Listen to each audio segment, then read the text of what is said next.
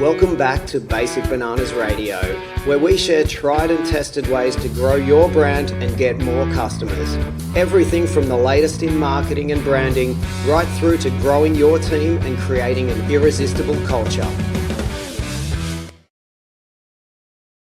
Hi, and welcome back to Basic Bananas Radio. Today, I'm having a really great discussion with Richard Walton.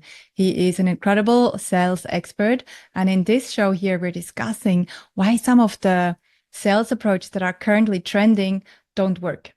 And the one bold, probably slightly deemed old school approach that really works for businesses, especially in the B2B space. So let's jump straight in.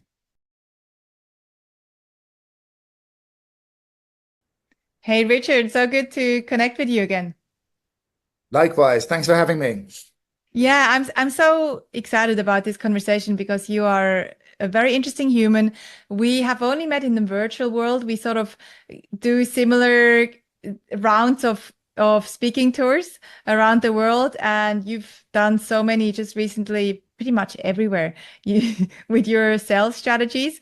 But also, let's start with your background a little bit. You've got a really interesting background. You've lived in a remote part of Costa Rica for 10 years with I believe you said a 3 months old baby and then a few other kids that you had along the way. Can you tell us a little bit more about your background? Sure. So I left England when I was about 21, and spent a lot of time traveling around the world. I met my wife on an island off the coast of Honduras called Roatan.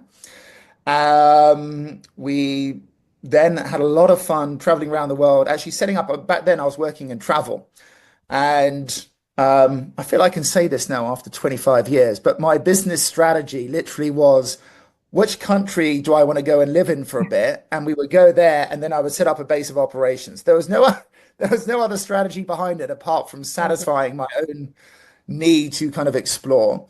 And then my wife got pregnant. We decided to do the sensible thing, which would be to move back to England. We bought a little house on a terrace street, and I think I lasted 3 months. And I actually went to go and see a doctor because I was getting a bank loan. And at that time, I was unhealthy. I was drinking too much. I was working 12 hours a day, and the doctor said to me, "You're going to be dead by the time you're 50." So I went back and I said to my wife, I told her this story. She goes, "Well, what's going to make you change?" And I said, I need a complete life change. And she said, "Well, what have you always wanted to do?" And I said, "I've always wanted to be a surfer."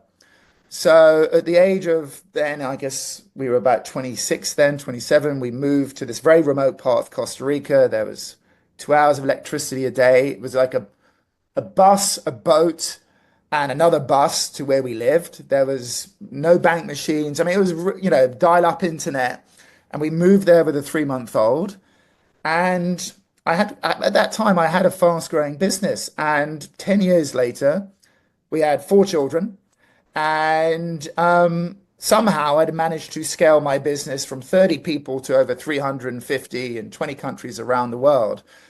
And it taught me many lessons. It taught me lessons about myself. It taught me lessons about, how to remain very focused, how to lead teams remotely. I mean, this was 20 years ago. This was before kind of what remote working was a thing. So a lot of what I talk about now, and I guess a lot of what inspires me now, is based off those early experiences. And that company that you grew from 50 to 300 people, was that in the travel industry It also, or was. what was that company? Yeah. So it's called GVI, and we create expeditions for young people, mostly university kids who are interested in the environmental sciences. So we'll take 20 kids from the US, from the UK to the Amazon. They'll live there for 3 months. They'll work with local NGOs and they'll get academic credit for it. And then we'll take them out again. So yeah, I mean, we've run expeditions all over the world, and it's wonderful because we get to help the local NGOs.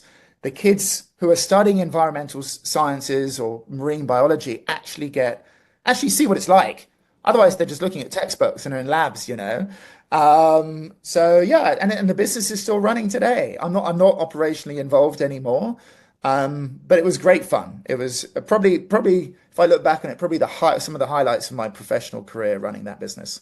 Yeah, and clearly also a very purpose-driven mission with that business. Yeah, very much so. Very much so. You get to work with amazing people. It's just, every day is inspiring. And when you work in a business like that, it's very easy to get out of the bed in the morning. It's very easy to find your energy. It's also really, really easy. Well, I won't say really easy. It's much easier to find very high quality people. Because I think it's hard to find businesses with that are so mission driven, and it's a really wonderful selling point when you're attracting top talent, and you can generally afford them more because people, sometimes people will take a drop in salary to work for businesses like that, and that was a real joy working alongside really high quality mission driven people as well. So listening to your story, what stands out, and maybe, maybe I'm not spot on, but I think maybe I am.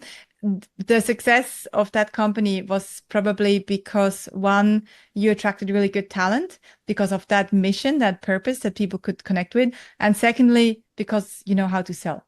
And you have a company that is called Outsell Sales. So you know how to outsell your competition. Would that be correct? And if so, let's talk about sales because it's such a Yeah, important skill. let's talk about sales. So now I spend a lot of time speaking about sales around workshops, masterclasses, but our business Outsell, we help companies build sales machines effectively. And that's based off all of those experiences. And when you think about selling, a lot of people think of the stereotypical car salesman. They think of, the ABCs and always be closing and all that type of stuff. But actually selling, when I think about selling, I think about every single aspect of a business. If you're an entrepreneur, if you're a founder, you are selling to investors, you're selling to, people to come and work for you. You're selling your vision for the company every single day to motivate the team. In fact, I would argue that anyone in any kind of leadership position is selling. A good leadership is about, inspiring people, making sure that they realize, why they're doing those types of things. So when I talk about selling, when I think about selling, I think about all of those aspects. And that's so a couple of years ago, well, actually, here's quite a funny story. So I set up an outsourcing business about 10 years ago from Cape Town to the UK. It's called Outsourcery. It's still in existence today. And we outsource virtual assistants from the UK to small businesses. And I left that business and I thought to myself, what should I do now? I thought, I'm good at selling. So I thought, what's really big and expensive that I can sell? And I thought, I know, movies. So I decided to become a movie producer, knowing absolutely nothing about the film and TV industry. So I won't talk about that too long because it'll take up all the time. But it was a really interesting experience. I ended up working as an executive producer for the Real Housewives of Durban, Wow. which Wow. which I think, and if you're selling in the movie industry or the TV industry, I also learned a lot. And yeah, I definitely learned that wasn't an industry that I wanted to work in. That was one thing. But I guess it really honed, I guess, my ideas on selling. And it made me realize that actually I'm pretty good at it. And that what I should do is set up a business that will help companies build really high performance sales teams. I love working with founders. Like most of my clients are founder-led businesses. Some of them are doing the selling themselves, and some of them are also looking to exit the sales process. It's perhaps you can relate to this. A lot of founders will say, I'm the person doing all the selling, but I need to start focusing on running the business, and I move out of that. So that's kind of what we focus on now. Incredible. Well, two questions. One is, what was the worst thing about being a producer for the Housewives of Durban? Let's start with that question. Then I got to solve. I knew you were going to ask that question. I'm not sure if I'm allowed. I'm not sure. I did sign a lot of documents saying stuff that I wasn't allowed to say, a lot of NDAs. Wow. So I think that, well, there's two things. So I also had a book of other movies that I was trying to sell. The biggest problem actually is that no one ever said no. No one even gave an indication of no. And it was quite strange. So every time I pitched a movie or a TV show, everyone was like, this is amazing. We are 100% in. We're definitely keen. And and then, there would be not even the ghosting. Every time you would check in, they would always say, yeah, we're still interested. We're still interested. And when I talk to people about this, they said that is just the way the industry works because no one wants to be the person that says no to the next Harry Potter film or to the franchise. So kind Yes. of getting around that and understanding that was really hard, actually. That was really, really hard.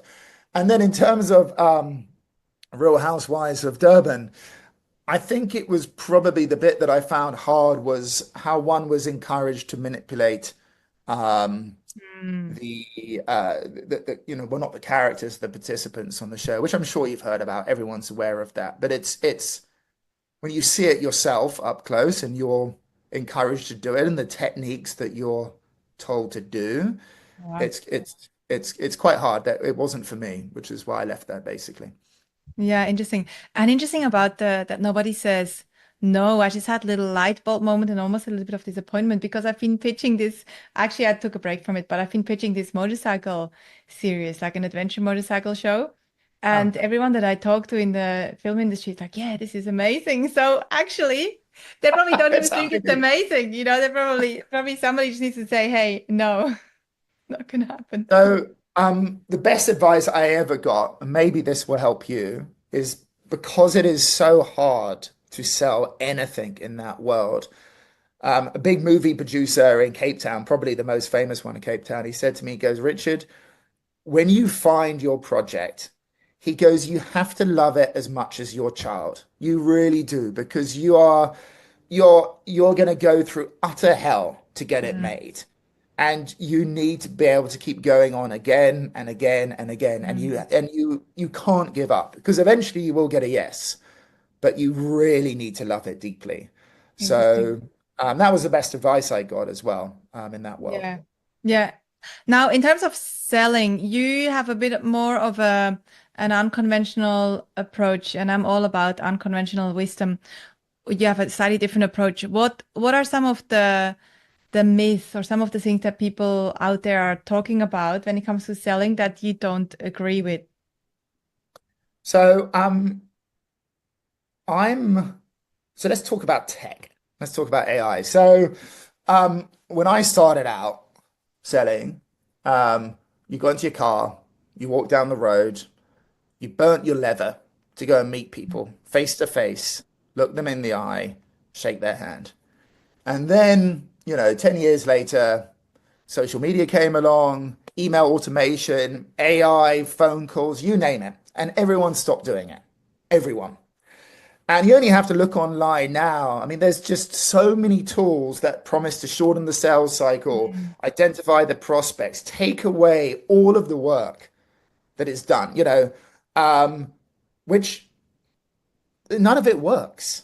In fact, I think it's made it mm, worse. And I'm very involved in the sales community, and everyone's going, well, we know it's not working now, but AI is going to make it even better because AI is going to hyper personalize our cold email, our cold LinkedIn, and we're going to be able to create personalized video avatars.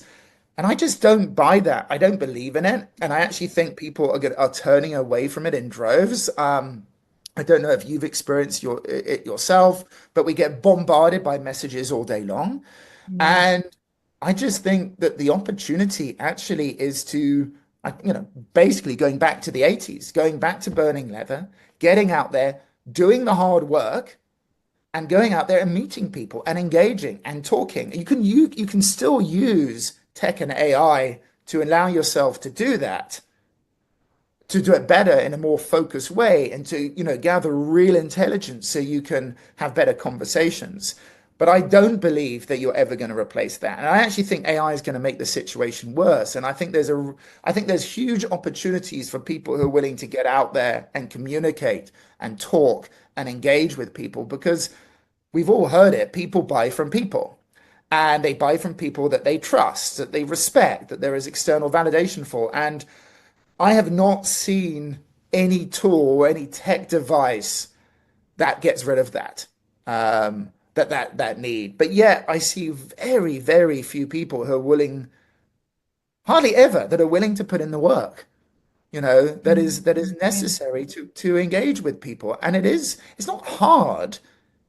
It's quite simple, actually, if you think about it. It's just hard work. By the way, what I am talking about is probably more relevant to B2B, and it's probably more relevant to higher ticket items, because obviously there's economies of scale, and you can't, jump in your car and drive, an hour to meet someone and sell them a box of tennis balls. Doesn't make financial sense. But in B2B, when you're selling high ticket items, this type of process is absolutely critical. And I think people are beginning to wake up to it. I mean, I was talking to a client the other day. She's based in the US, and she was telling me that for the first year in 5 years, the number of people going to conferences in the United States has gone up by about 25%. I think people are beginning to see the importance of getting out there and engaging with people. I could be wrong, but I hope so. I hope that that remains a core part of selling. And great salespeople, in my opinion, should enjoy talking to other people, should be great listeners, should enjoy that interaction, should be problem solvers.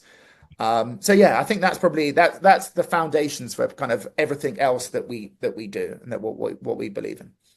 Yeah, it's interesting because I would say our most successful B2B members are the ones, and I say it all the time too, are the ones that pick up the phone, or as you say, go talk to people in person, but even just picking up the phone and talking to people. And it's interesting, and I'm going to ask you actually quickly on how to approach this, because you also mentioned, and I agree, everyone is in sales, whether you're in sales or you're in marketing or operations or customer service. So, and I completely agree. Some people just don't like it. And I feel like the younger generations, I was talking to one of my team members today, and this is where I quickly need your help. And this was for another business called Ocean Lovers. And we're doing a campaign at the moment, approaching dive shops to see if they want to partner with us to be stockists. And so I said, hey, just send an email first, quickly, a short email, and say, hey, I'm going to call you later this week. And then she called me. She's like, I don't like calling people. And I'm like, well, but that's the only place you were ever going to get a response, and how we can find out what they like, what they like about our collections, what they're into in terms of, other products. So it's interesting, first question is, how do we motivate people to love these conversations? Or maybe it's not possible. And secondly, what sort of a script for something like that, or anyone that is doing I guess it's a warm call, because you send an email first and then you call. What's a good for you? What's a good icebreaker?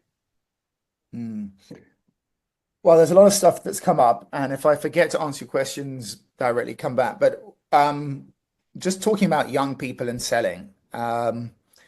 So my sister is in admissions at Harvard. My sister-in-law is in admissions at Harvard University, and she was telling me that they now have a course that is very popular on how graduates, or sorry, just recent students who've just been admitted, on how to have conversations with people, how to interact on a one-to-one basis.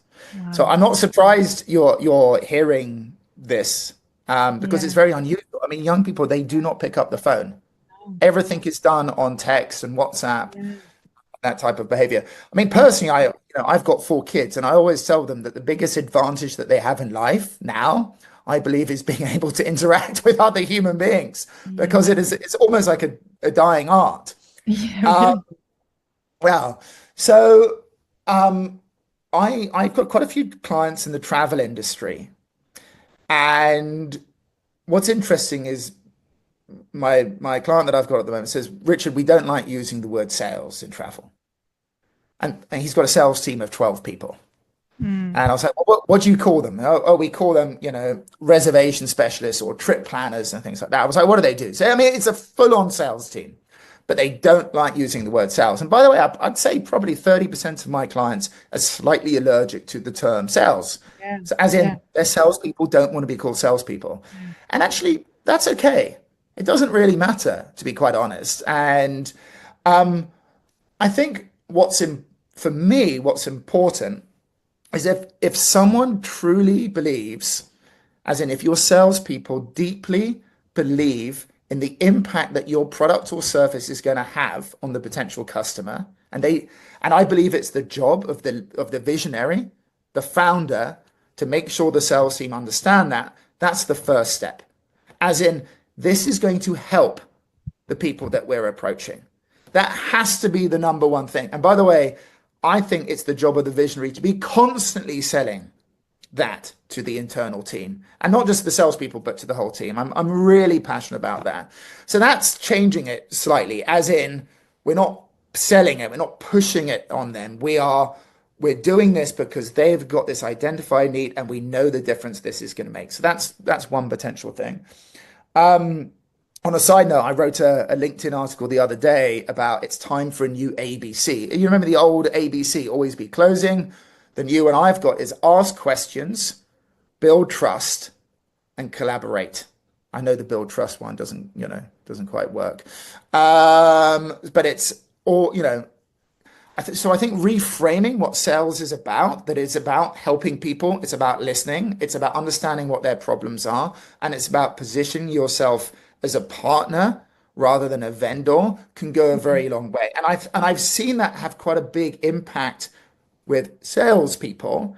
So it's a reframing of how you're doing it. It's a reframing of the terminology. Yeah. Yeah. So yeah, hopefully that I gave you a few different things to answer those questions. So I hope that helps. Yeah, the one quick practical thing I would love to hear from you, some thoughts on when anyone here that is listening does a warm call or cold call, like usually when somebody calls me, they're like, oh, hi, I'm calling from ABC Telecom, blah. I'm like, bye. What's a good way to not get somebody to hang up straight away? Do your research. 100% do your research before you call. So this is when I do believe that there are some really good tools and that tech can be your friend here. So it all starts with understanding who you're going to be approaching first. So you said dive shops, is that correct? Yeah. You're approaching dive shops. So kind of a deep understanding of how dive shops work, what the kind of core problems that they might face are, what the core problems might be of not just the decision makers, but the people who work in the shop. So having a really deep understanding, and then being able to look for anything that they have done recently. So maybe they run a local event for their local community, whatever it can be, some type of hook. That is going to allow you to have a much more personalized approach. So, hi, I'm Richard. I was fascinated by what you did with the local community the other day. I thought that was so cool. We actually worked with another dive shop, down the road that also did something similar. And we ended up working with them on this project. I was wondering if you could talk about it. It's a completely different way of approaching it. It shows you've done your research. It shows that you're interested in them. That's the kind of opening I would suggest. So doing your research before would definitely be the way to approach it. Yeah, I agree. And I'm sure you get lots of sales calls too that haven't done their research. And, I get all sorts of people telling me stuff that, like the people call, they're like, oh, I can help you or even on LinkedIn, I can help you publish a book. I'm like, oh, if you have looked at anything, you've seen that I've maybe published a few books already. So it really, and then it just leaves a sour taste, It's annoying. It's annoying. Yeah. What about, we're coming up to the end of this episode. What is something maybe I didn't ask you, or what is something that you would like to share to finish up? So perhaps I could just share 3 things that people could think about if they're in B2B. I believe that the biggest mistake that most people make is building very, very large account lists. So if you kind of get one of these tools like Apollo or Expandy or Clay, people will come along and they'll go, right, we're going to target 10,000 accounts. There's a huge amount of risk there if you're selling high ticket items. One, you're going to be burning bridges. You're going to be burning accounts and prospects. People will block you and they'll mark you as spam, which is really dangerous. I mean, I think great selling is as much about building a brand, if it's done well, you're going to build your brand as much as you are going to sell. And I know that's something that probably resonates with you. And I really believe in that. So I always treat it as much as a brand building exercise. And what I mean by that is get your account list down, get super targeted, really, really targeted. And to do that, think about, how can I meet these people in person 3 times in the next 9 months? Start off with that. That's going to get your account list down. Then don't look to sell. Think about these 3 things. How can I add value? So how can I help people with their problems? How can I help them uncover problems they didn't even need to have? How can I prove my expertise? So how can I do things that people will think, well, this is someone worth talking to? And if possible, how can I get external validation? So how can other people kind of say, yes, this person is someone to be trusted and expert? It's those 3 pillars that are so important when it comes to selling. There is also, to finish off with, there's no magic bullet. Sorry, there's no silver bullet. There's no magic wand. Don't expect one. Don't buy one of these tools online that you think is going to solve all of those things. It's about a combination of activities and a combination of tools that put together can allow you to have success. And I love it. And the whole thing that your main theme throughout this conversation is just keep it human, humanize it. Don't take the human out of selling, because it's not going to work. And I'm really excited for our listeners, because we do have also a masterclass coming up with Richard, which will come out soon. We'll be sharing it also via email on our social media channels. So stay tuned for that. Richard is going to go into a lot more detail. It's a super hands-on workshop for B2B sales. And thank you so much. I can't wait to see you there, the listener. And Richard, thank you so much for taking the time out today to be with us. And I know you have a really busy schedule too. Thank you so much. Thanks for having me. Cheers.